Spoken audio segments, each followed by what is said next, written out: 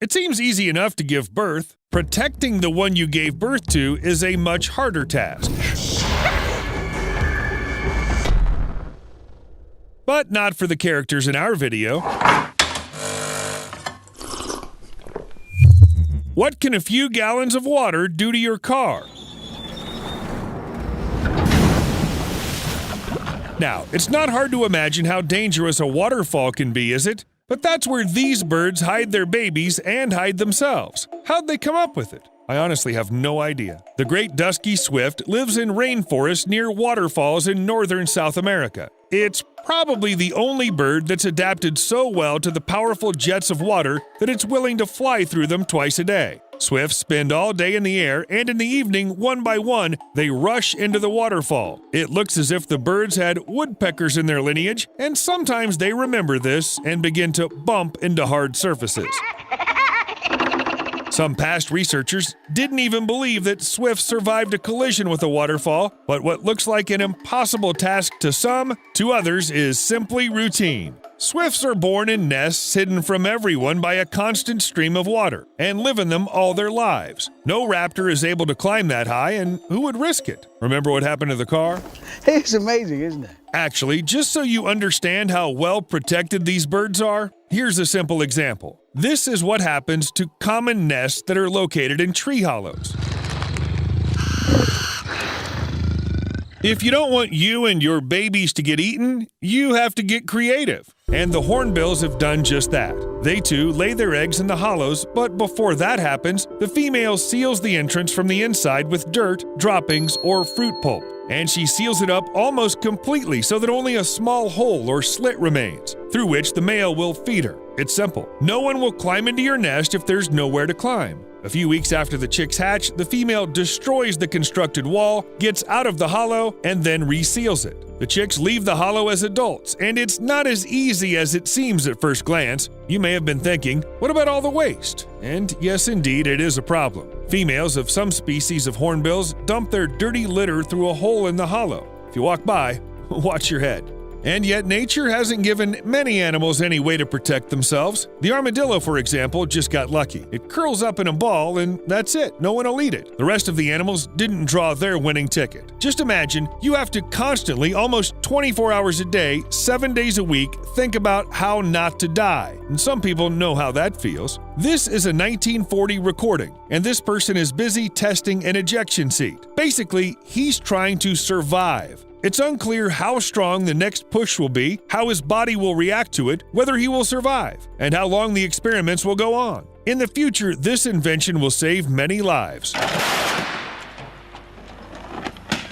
But few people know that long before humans, something similar was invented by frogs. Look, when a snake attacks a clutch, the tadpoles, wow, that's fast, they're certainly not going to wait to be eaten. Normally, future tree frogs need more time to hatch. But as soon as a predator is near, it activates a special escape protocol. The snake creates vibrations to which the tadpoles respond, and within seconds, all the future frogs are rapidly maturing. They secrete special enzymes, dissolving the sticky shell, and instantly break free.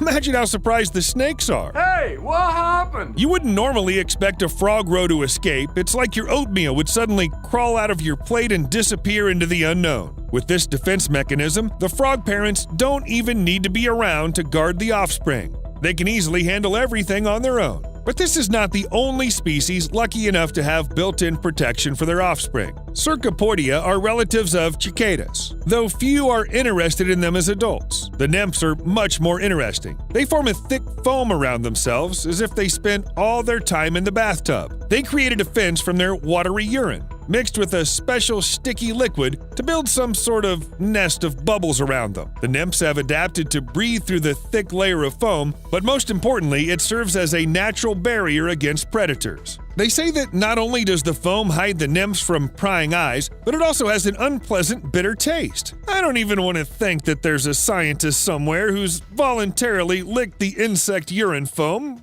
but that seems to be the case. It has kind of a bitter taste. But the question for scientists was, does the nymph breathe through those bubbles? Okay, some animals did go to great lengths to come up with these ways to protect their babies. But if nature can be called a school of survival, then here, as in any classroom, there must be its A students and losers. This fish is just a role model. A pile of strange garbage is, by the way, a nest in which sicklefish lay their eggs. Amazing level of safety. And there are those underwater to look up to. The big moth hap is a species of fish that can only be found in Lake Malawi in Africa, or in someone's aquarium. But their main characteristic is the belief that the safest place for a baby is in its mother's mouth. Yeah, seriously. As soon as a predator appears on the horizon, all the fry are ready to hide, and nothing embarrasses them. Neither the fact that the mother is in fact a tough predator, nor the looks of other underwater inhabitants. Okay, it was too much with the looks. But imagine a fry who's been hesitant to start an independent life for too long. Mom, you're 35, get a job already. Mom! But it's not just the fish that do this. What about crocodiles? They do about the same thing, though not on a regular basis. Females don't hide their babies inside their mouths when danger first appears, but only transport the babies from the place where they were born into the water so that the crocodiles don't become prey to other predators. It's usually not a very long journey, but try to stop this mother from wanting to care.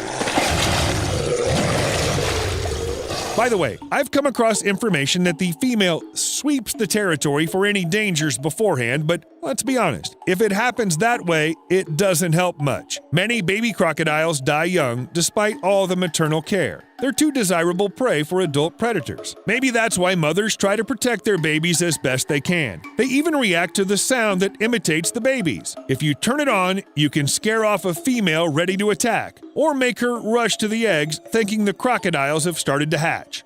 Want more proof that little crocodiles are the most protected babies in the world? They have nannies. The Eurasian stone curlews are small birds that are as courageous as honey badgers. They lay their eggs very close to crocodile clutches so they can guard their future offspring together. And don't think that these stone curlews aren't very good defenders. Birds even lunge at big lizards and look like they're about to say, "Hey, you're in the wrong neighborhood, buddy." Crocodiles help birds as well and prey on all predators trying to approach their joint nesting places. It is indeed an idol, and it's all watched by the gavials. They would be glad to carry their babies in their mouths, but only fish fit there, and their teeth are too sharp. Well, they have to make something up. They're still better than guinea fowl. Let's be honest, it's much easier to protect your babies when you're a huge predator. But what about small rodents? It may seem strange, but they use similar ways to protect their young. No, they don't carry babies in their mouths and hire babysitters. They just breed in huge numbers.